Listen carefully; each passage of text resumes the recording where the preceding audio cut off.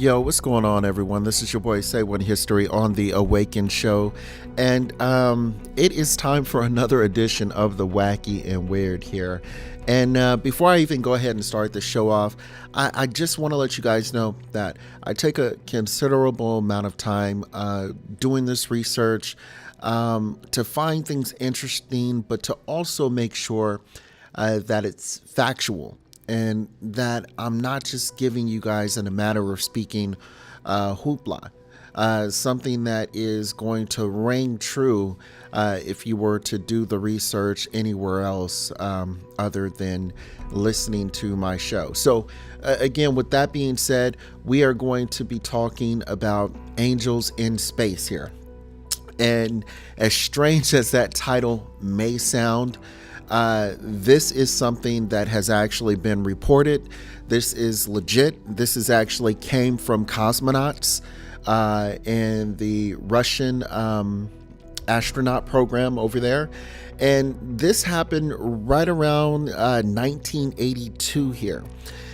And I'm just going to kind of read along here, and then I'll actually go into it and give you some more information on this. So it says, in July of 1984, the Salyut 7 was on the 155th day of its mission, and things were going in routine fashion until there was a sudden transmission from cosmonauts Commander Oleg Atkov. And it says here, the space station has suddenly been surrounded by an impressive blinding orange light. The crew of 3 aboard the Salyut 7 also then allegedly looked out of the portals to try and see what was actually covering their craft with this brilliant light. So I'm going to stop reading right there. So as they actually look out these windows here, they say, and I quote, that they've seen these angels. I want to say it was 7 angels, I believe they stated that they had seen. And they said when they looked out the window, they felt no danger whatsoever. They felt extremely at peace and extremely calm. And they said that these angels were humongous and they looked like humans. They said they actually looked like humans and they had humongous wings. They said they were anywhere from 10 feet all the way up to 17 feet tall. And you have to imagine, if you're on a space station or if you're on anything in space, things are traveling extremely fast. So for whatever these entities or beings were to actually keep up with the space station, they had to been moving at hundreds of miles an hour, which is pretty crazy to actually think about here. So they said this lasted anywhere from 8 to 10 minutes as the angels are trailing on the side of them, which is just, again, crazy.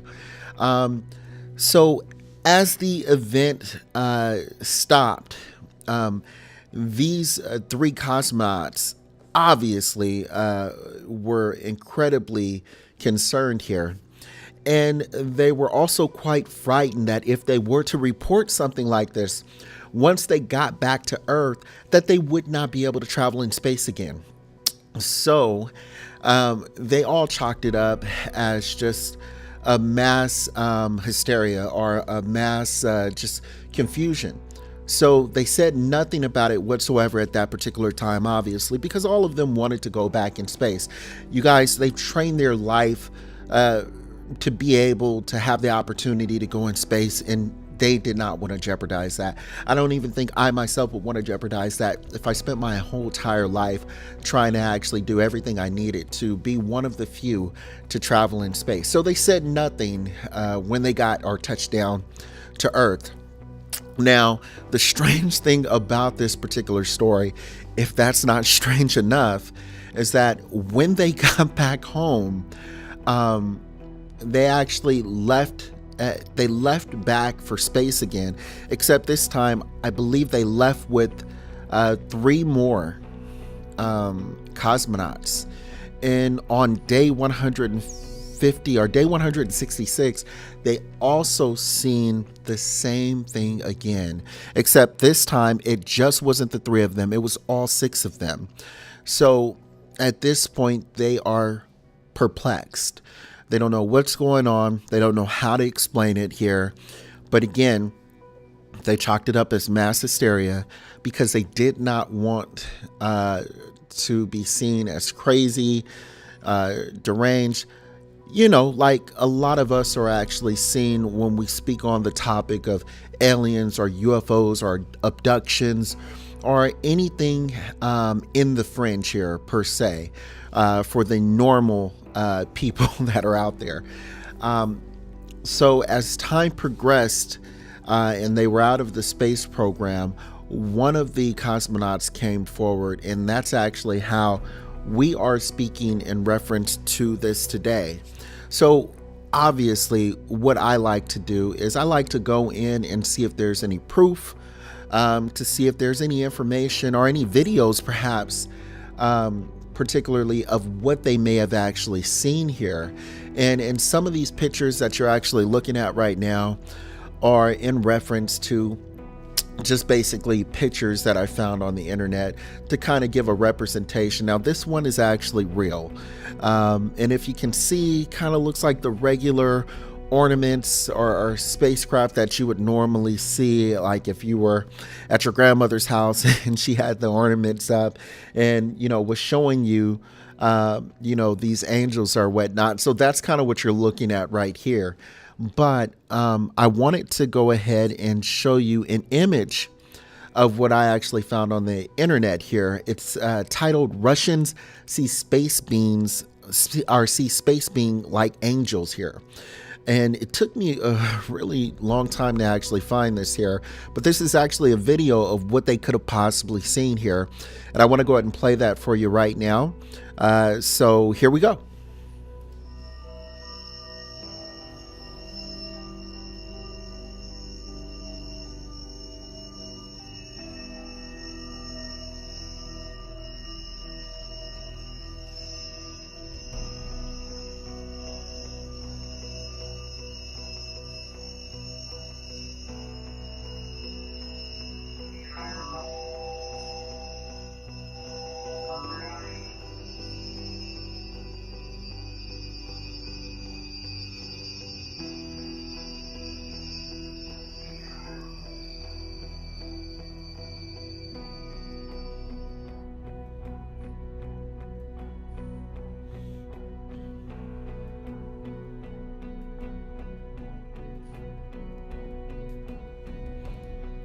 So there you go.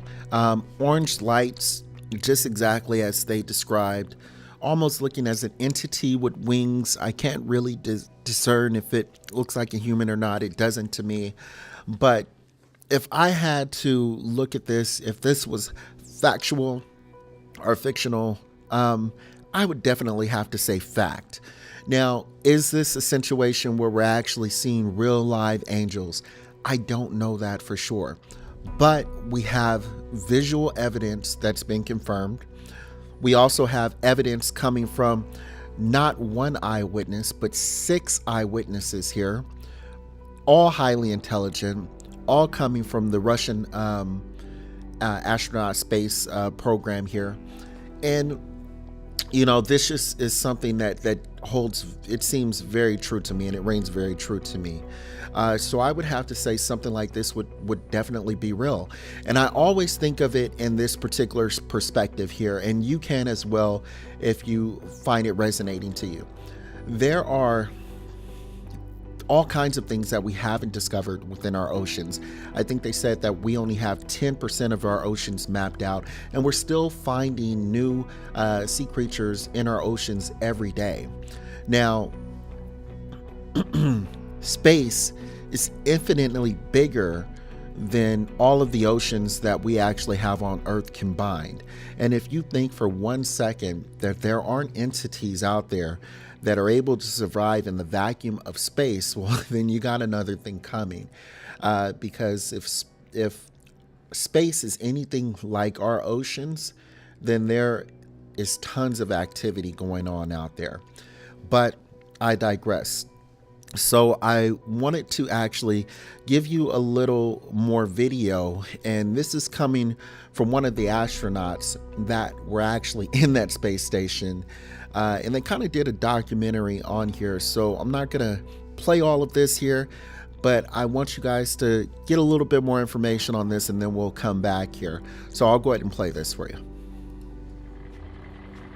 Ever since Yuri Gagarin became the first man to reach space in 1961, cosmonauts, along with other astronauts from around the world, have had visions and experiences in space that defy explanation.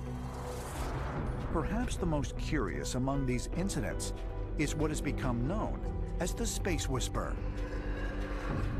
There's an anonymous cosmonaut, I think he's simply known as Cosmonaut X, who allegedly talked about an experience that he and another cosmonaut had while they were in orbit.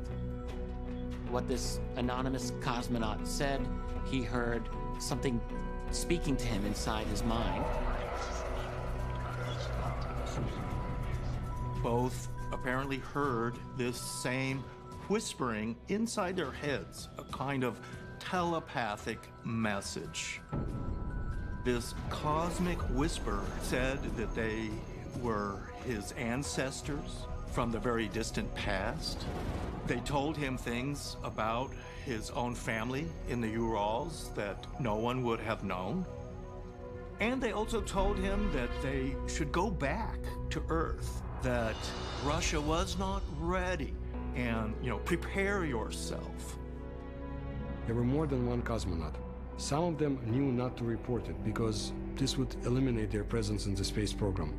But they talked among each other when they could, and they found out that it was more than one person and in different spaceships that had been subjected to this. Salyut 7 Space Station, July 12, 1984.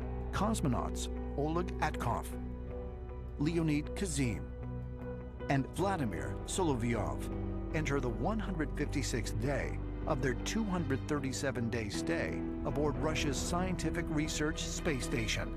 All three crew members witness an extraordinary event. In 1984, Soviet cosmonauts on board Salyut 7 saw a strange orange glow around the spacecraft, and they saw what they thought at first was maybe a gas leak. But it seemed that the whole station was surrounded by this orange cloud. And as they looked at it, the cloud coalesced into a shape. Suddenly, they are all blinded by this orange light. When they regain their vision, they look out the portals of the spacecraft. They describe seeing 7 angelic beings that are traveling alongside their spacecraft, and did so for 10 minutes. Officials dismissed the incident as a group hallucination resulting from oxygen deprivation and pressure fluctuations. Later that summer, 3 more cosmonauts joined the Salyut 7 crew. All 6 of them, once again, saw these winged beings. But how could all of these cosmonauts share one hallucination? And might the winged figures seen by the Salyut 7 crew really have been extraterrestrials? Ancient astronaut theorists say yes, and suggest. So there you have it, you guys here. I mean, that's just fact proof positive for me here. Like I said before, do I know if they're angels or not? No, I don't know. But I absolutely do believe that they've seen something up there and that it was not a mass hallucination. Now, moving forward, with that being said, I want to tie another topic in to the angels in space here, and kind of talk about something that's really cool that's happening down here on Earth, and that is this Vantablack. Now, this has been all over YouTube, this has been all over Facebook, and what you're seeing right here is not a hallucination. This is not CGI, this is not Photoshop, this is not edited in any way. This is actually part of the image here.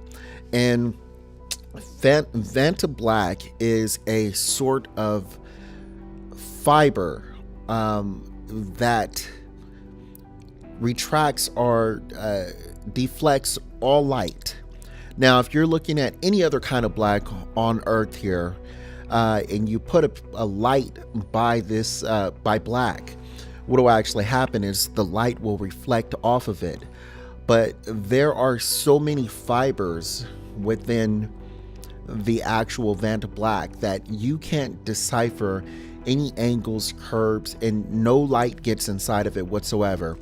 The human eye cannot register the curves within the Vantablack, which makes this really interesting here. So I'm actually going to go ahead and play a little video of Vantablack here, just to kind of give you more on the actual topic, and we'll come back from that point.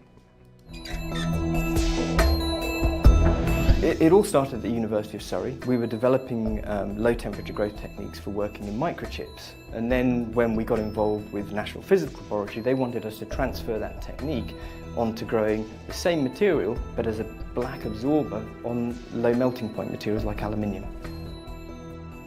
Vantablack is comprised of billions of carbon nanotubes per square centimetre, which are like small straws of ultra-pure carbon. We think of Vantablack as a forest. If you imagine yourself walking through a forest, but instead of being regular trees, that these are now trees of 3 kilometers tall, that's how Vantablack works. It's very, very long tubes with lots of space between them. So the light enters, but it then bounces off nanotubes, eventually gets absorbed. So what you look at looks incredibly black, but the reality is if you try to touch it, there'll be nothing there to feel because it's almost all air.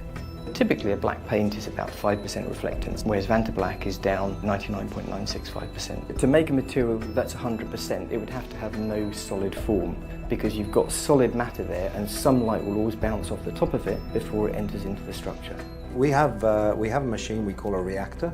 It's a machine we developed ourselves, and this creates conditions to actually grow nanotubes directly onto the components. The material first goes from here, the pressure's equalised, and then it transfers into this chamber here where we do the barrier and catalysis. These are reactors where the inside is like outer space. It has to be so pure. We have to create the best possible environment.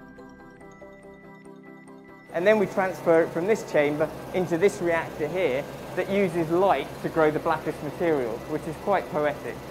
One of the main areas that Vantablack's used in is in optical instrumentation. Vantablack can be used for elimination of stray light or capturing of stray light. So by having a Vantablack coating on the inside of a telescope, for example, we're able to see further back in time because we can focus on very, very faint, faraway galaxies without being distracted by stray light. We've been asked to put Vantablack.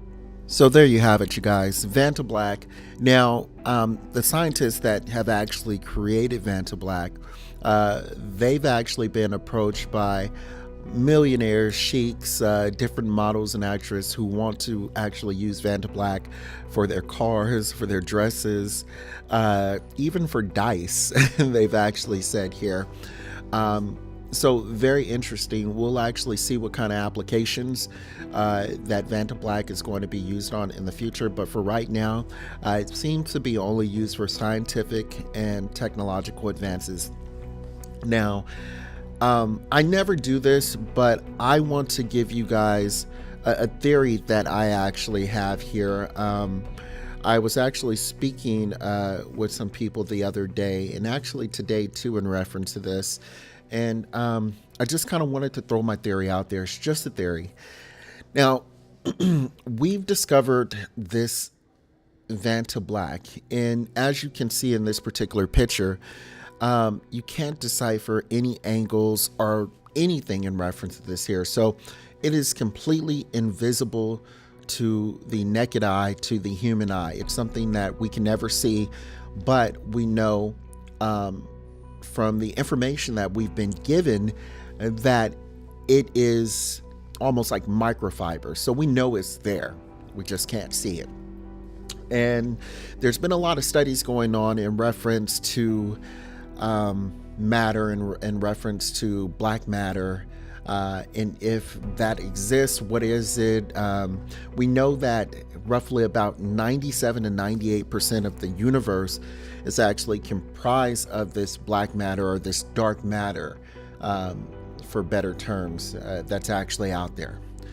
Now, just deducing or hypothesizing here, what if God or prophet or whatever we want to call it is, in a matter of speaking, something that we can't see? What if, just for understanding, this God or something that everybody's been talking about is actually hiding in plain sight? What if it was comprised of Vantablack? What if it was actually comprised of dark matter? What if it is dark matter? And all this time we've been looking for God, or people have been saying that God is not out there. Every time we look up in the sky, we're looking at it. The void of space is actually dark matter. What if that's what we've been looking at this whole time?